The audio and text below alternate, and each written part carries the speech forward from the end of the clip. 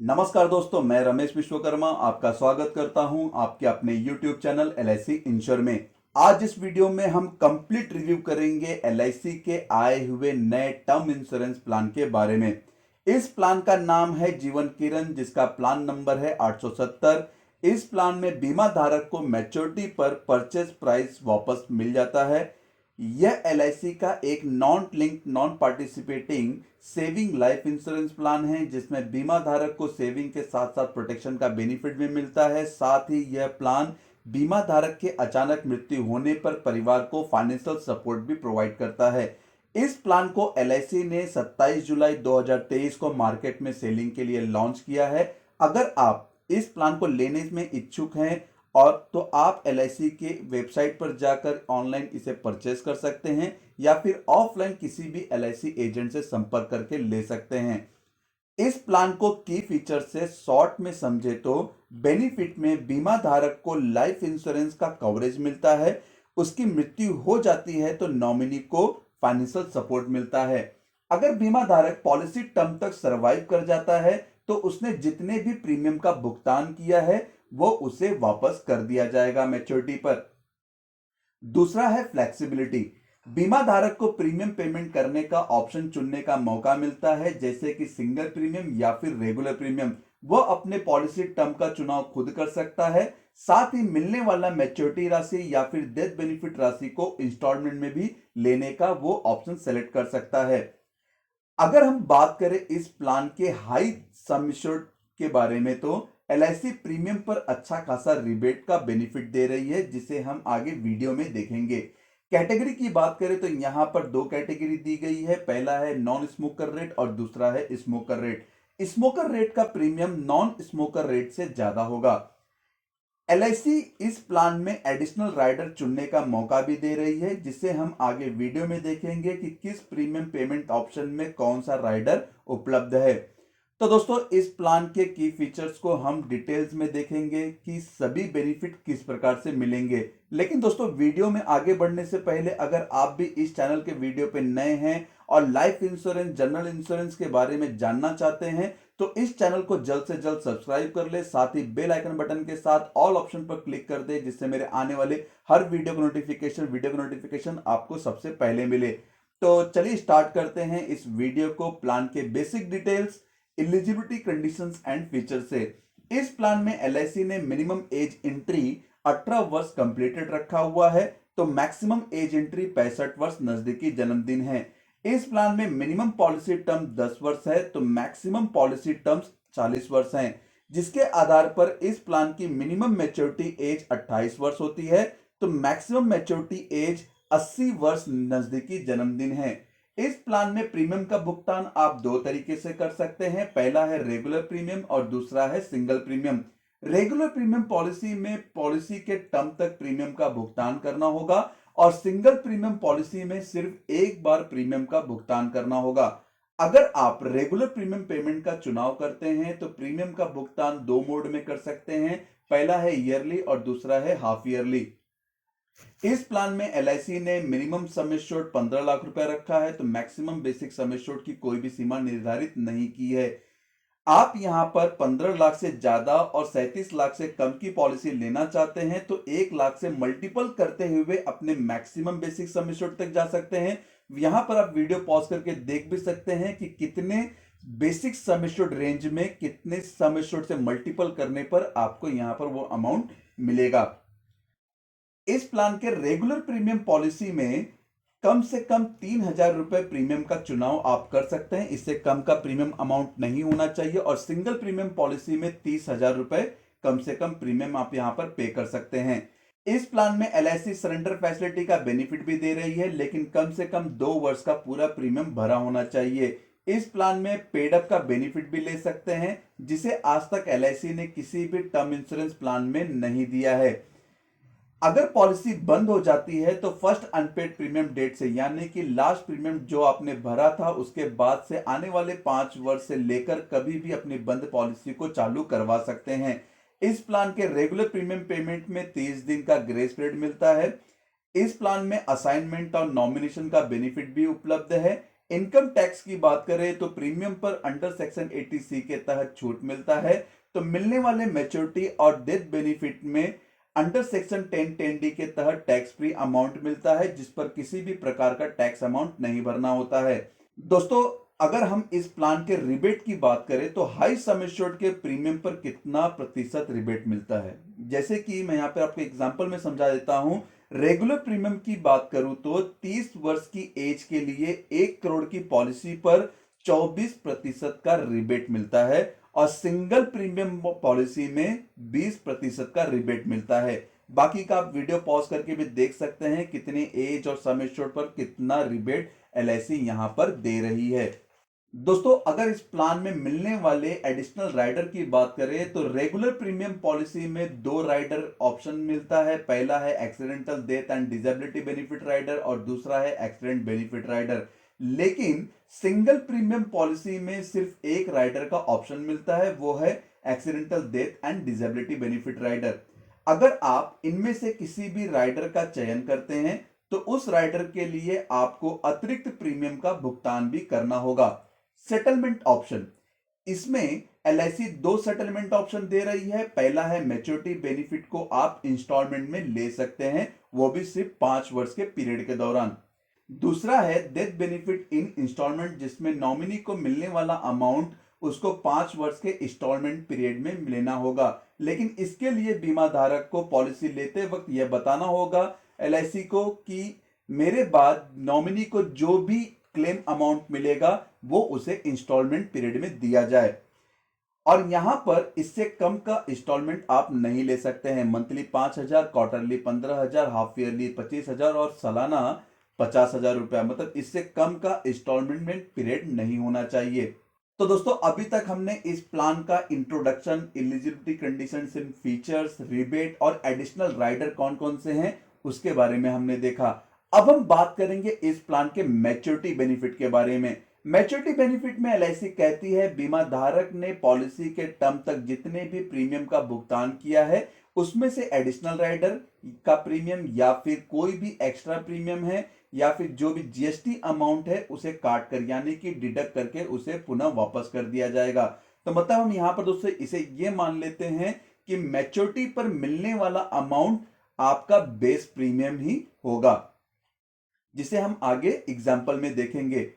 इस प्लान के death benefit की बात करें तो रेगुलर प्रीमियम पॉलिसी में बीमा धारक की मृत्यु के बाद नॉमिनी को पॉलिसी का बेसिक सम एश्योर्ड या फिर सालाना प्रीमियम का 7 गुना या फिर उसके मृत्यु होने तक उसने जितने भी प्रीमियम का भुगतान किया है उसका 105%, इसमें से जो भी राशि ज्यादा होगी वो नॉमिनी को मिल जाएगा। वहीं सिंगल प्रीमियम पॉलिसी में बेसिक सम एश्योर्ड या फिर सिंगल प्रीमियम का 125%, इसमें से भी जो राशि ज्यादा होगी वो नॉमिनी को दिया जाएगा। दोस्तों, अगर इस प्लान के मैच्योरिटी और डेथ बेनिफिट को एग्जांपल में प्रीमियम के साथ समझे तो क्या मिलेगा बीमा धारक को और क्या मिलेगा नॉमिनी को।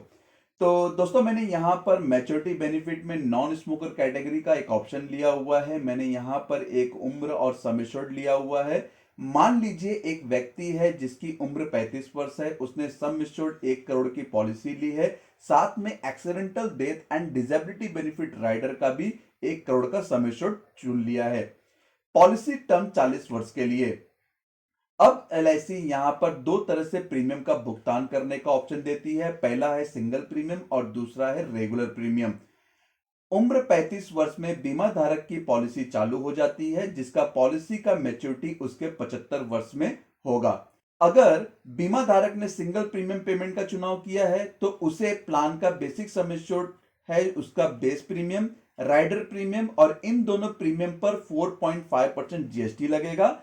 तो बेस प्रीमियम हो गया 7,24,710 रुपए, राइडर का प्रीमियम हो गया 1,62,500 रुपए। इन दोनों पर एलआईसी 4.5% जीएसटी लेती है, जो होता है 39,924 रुपए, जिसका टोटल प्रीमियम होगा 9,27,134 रुपए।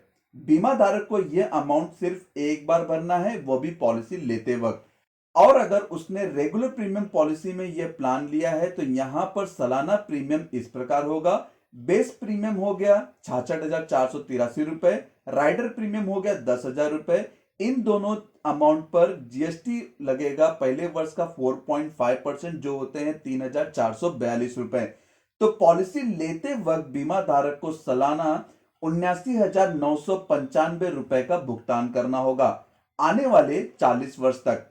40 वर्ष में बीमा धारक टोटल 31,29,951 रुपए प्रीमियम का भुगतान करता है। अगर बीमा धारक पॉलिसी के टर्म तक सरवाइव कर जाता है तो उसे उसके 75 वर्ष में मैच्योरिटी का बेनिफिट मिलेगा जो होगा रिटर्न ऑफ परचेस प्राइस, जिसमें से एक्स्ट्रा प्रीमियम, राइडर प्रीमियम और टैक्स अमाउंट को काट कर दिया जाएगा। अगर इसे हम कैलकुलेशन से समझे तो इस प्लान का जो बेस प्रीमियम है वो 66,483 रुपए है। 40 वर्ष का होता है टोटल 26,59,390 रुपए। राइडर प्रीमियम है 10,000 रुपए और 40 वर्ष का होता है 4 लाख रुपए। और यहां पर जो जीएसटी अमाउंट है वो पहले वर्ष 4.5% से लिया गया है और दूसरे वर्ष से लेके पॉलिसी टर्म तक 2.25% से लिया गया है, तो जो होगा 40 वर्ष का 70,561 रुपए। इनको टोटल किया जाए तो 40 वर्ष में बीमा धारक ने 31,29,951 रुपए प्रीमियम का भुगतान किया है। लेकिन बीमा धारक को मैच्योरिटी पर सिर्फ बेस प्रीमियम यानी कि 26,59,300 रुपए ही दिए जाएंगे। तो दोस्तों यहां पर जो भी राइडर का प्रीमियम था, जो भी टैक्स अमाउंट था, वो डिडक्ट करके बीमा धारक को बेस प्रीमियम अमाउंट रिटर्न कर दिया जाएगा। तो दोस्तों आप इस एग्जांपल की मदद से समझ सकते हैं कि बीमा धारक को मैच्योरिटी पर क्या बेनिफिट मिल रहा है। अब हम देखेंगे इस प्लान के डेथ बेनिफिट को एग्जांपल में। रेगुलर प्रीमियम पेमेंट ऑप्शन में क्या बेनिफिट मिलता है वो भी हम देखते हैं। मान लीजिए बीमा धारक की मृत्यु उसके पॉलिसी टर्म के दौरान 50 वर्ष में हो जाती है, तो बीमा धारक के नॉमिनी को सम एश्योर्ड ऑन डेथ पर जो अमाउंट ज्यादा होगा वो मिलेगा। पहले अगर नेचुरल डेथ पर समझे तो प्लान का बेसिक सम एश्योर्ड 1 करोड़ है, वहीं सालाना प्रीमियम का 7 गुना होता है 5,35,381 रुपए। मृत्यु से पहले बीमा धारक ने 15 वर्ष तक प्रीमियम का भुगतान किया है तो उसका 105% होता है 12,04,607 रुपए। तो यहां पर जो ज्यादा होगा वो नॉमिनी को दे दिया जाएगा। तो यहां पर हम मान लेते हैं कि बेसिक सम एश्योर्ड अमाउंट ज्यादा है, वो नॉमिनी को दिया जाएगा। तो दोस्तों ये था नेचुरल डेथ का। अगर बीमा धारक की मृत्यु किसी हादसे या फिर एक्सीडेंटल में हो जाती है तो एक्सीडेंटल केस में नॉमिनी को क्या मिलेगा। नेचुरल डेथ के बेसिक सम एश्योर्ड का 1 करोड़ तो मिलेगा ही। अगर बीमा धारक ने राइडर का चयन किया हुआ है, राइडर लिया हुआ है, तो उसका सम एश्योर्ड भी मिलेगा। तो मैंने यहां पर accidental death and disability benefit rider में 1 करोड़ का सम एश्योर्ड लिया था, तो उसका 1 करोड़ मिलाकर नॉमिनी को कुल मिलाकर 2 करोड़ रुपए की राशि यहां पर मिलेगी। तो दोस्तों ये था रेगुलर प्रीमियम में डेथ एग्जांपल। अब हम देखेंगे सिंगल प्रीमियम में यहां पर क्या मिलता है बीमा धारक के नॉमिनी को। यहां पर भी मैंने मान लिया कि बीमा धारक की मृत्यु उसके 50 वर्ष में हो जाती है तो नॉमिनी को सम एश्योर्ड ऑन डेथ मिलेगा। नेचुरल डेथ केस में सिंगल प्रीमियम में बेसिक सम एश्योर्ड 1 करोड़ है और सिंगल प्रीमियम का 125% होता है 11,09,013 रुपए।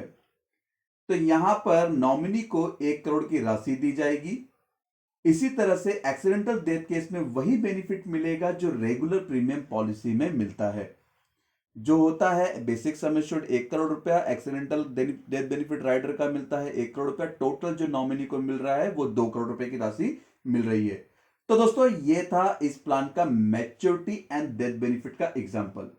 अगर आपको और कुछ जानकारी चाहिए तो आप कमेंट बॉक्स में कमेंट करके भी पूछ सकते हैं। इस प्लान में एलआईसी 30 दिन का फ्री लुक पीरियड का समय भी देती है। अगर बीमा धारक को पॉलिसी पसंद नहीं आती है तो वह पॉलिसी बॉन्ड मिलने के बाद से 30 दिन के अंदर इस पॉलिसी को वापस भी कर सकता है, चाहे पॉलिसी इलेक्ट्रॉनिक मोड में है या फिर फिजिकल मोड में है। तो जब भी आपके हाथ में पॉलिसी आती है, बीमा धारक की पॉलिसी जब भी उसके हाथ में आती है, तो वो 30 दिन के अंदर पॉलिसी पसंद ना आने पर इसे रिटर्न भी कर सकता है, जिसमें से जो भी प्रीमियम का अमाउंट है और जो राइडर प्रीमियम है, जीएसटी और राइडर प्रीमियम और डिडक्ट करके जो भी चार्जेस लगे थे स्टैंप ड्यूटी के, वो डिडक्ट करके बाकी का जो बेस प्रीमियम अमाउंट है वो यहां पर बीमा धारक को रिटर्न कर दिया जाएगा। इस प्लान को लेने के लिए लगने वाले डॉक्यूमेंट्स लिस्ट की बात करें तो पहला है एप्लीकेशन फॉर्म 300 नंबर या फिर 340 नंबर, दोनों में से कोई भी एक फिल करना होगा। Passport size photo copy of ID proof, pan card, Aadhaar card, passport self attested होना चाहिए, photocopy of address proof, Aadhaar card, passport, light bill, bank passbook जो भी हो वो वहां पे आपको जमा करना होगा। 3 साल का आईटीआर कंपलसरी यहां पर। 3 साल का अगर आपके पास आईटीआर नहीं है, आप किसी कंपनी में जॉब करते हैं, तो आपके पास कंपनी से फॉर्म 16 मिल जाएगा, वो आप 3 साल का लेके आप ये प्लान परचेस कर सकते हैं। बैंक का स्टेटमेंट तो कंपलसरी नहीं होता है, लेकिन किसी किसी केसेस में बैंक का स्टेटमेंट भी मांगा जाता है। और जो आपका फर्स्ट प्रीमियम अमाउंट है वो यहां पर आपको देकर ये पॉलिसी आप ले सकते हैं। कुछ मेडिकल टेस्ट होते हैं एज के आधार पर, सम एश्योर्ड के आधार पर, तो वो मेडिकल टेस्ट आपको देना होगा, उसके बाद ही आपकी पॉलिसी आपको इश्यू की जाएगी। मे भी दोस्तों वीडियो में दी गई जानकारी आपको पसंद आई होगी। अगर दोस्तों पसंद आई है तो इस वीडियो का लिंक अपने फैमिली और फ्रेंड सर्कल में जरूर शेयर करें, जिससे उनको भी ये जानकारी मिल सके कि एलआईसी के पास रिटर्न ऑफ परचेस प्राइस का टर्म इंश्योरेंस प्लान भी अवेलेबल है और वो लेना चाहते हैं, तो इस वीडियो के माध्यम से उनको आसानी हो इस प्लान को समझने के लिए। धन्यवाद दोस्तों, आपको ये वीडियो कैसा लगा जरूर बताइएगा। वीडियो को लाइक करना ना भूले, जिससे मुझे काफी प्रोत्साहन मिलता है कि मैं और भी जानकारी आपके साथ में साझा करूं। दोस्तों अगर आपको कोई भी इंफॉर्मेशन चाहिए तो मेरी वेबसाइट www.licinsurance.in पर विजिट कर सकते हैं। साथ ही अपने सवाल मुझे ईमेल और कमेंट बॉक्स में कमेंट करके भी पूछ सकते हैं। चैनल को सब्सक्राइब कर दीजिए और बेल आइकन बटन के साथ में ऑल ऑप्शन पर क्लिक कर दीजिए, जिससे मेरे आने वाले वीडियो का नोटिफिकेशन आपको सबसे पहले मिले। धन्यवाद दोस्तों।